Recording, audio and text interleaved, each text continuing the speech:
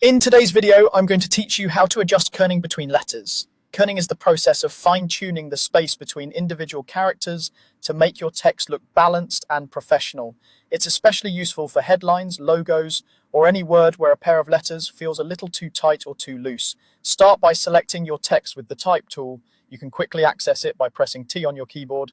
Make sure you're working with live, editable text rather than outlines, so the spacing can be adjusted precisely. Once your text is active, place the text cursor exactly between the two letters you want to adjust. Think of this as telling the software, I want to change the space right here. If it helps, zoom in so you can clearly see the letter pair you're working on. Precision makes a big difference when you're refining typography. Next, open the character panel. If you don't see it on your screen, go up to the window menu, then to type, and choose character. The character panel is your hub for fine text controls. In this panel, look for the kerning field, which sits between the font size and tracking options. You'll use this field to set the exact spacing for the pair of letters where your cursor is placed. Type a value into the kerning field. Positive values increase the space, pushing the letters farther apart. Negative values decrease the space, pulling them closer together. Start small and adjust gradually. Subtle changes usually look the most natural.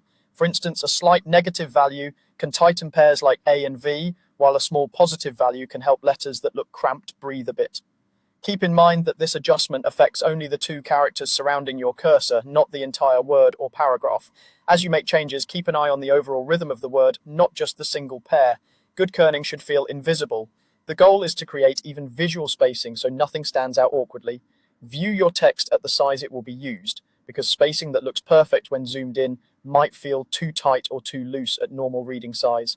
That's all there is to it. Select your text with the Type tool, place the cursor between the letters you want to fix, open the character panel, and enter a kerning value, positive to add space, negative to reduce it. With a few careful tweaks, your typography will look cleaner, more readable, and more polished.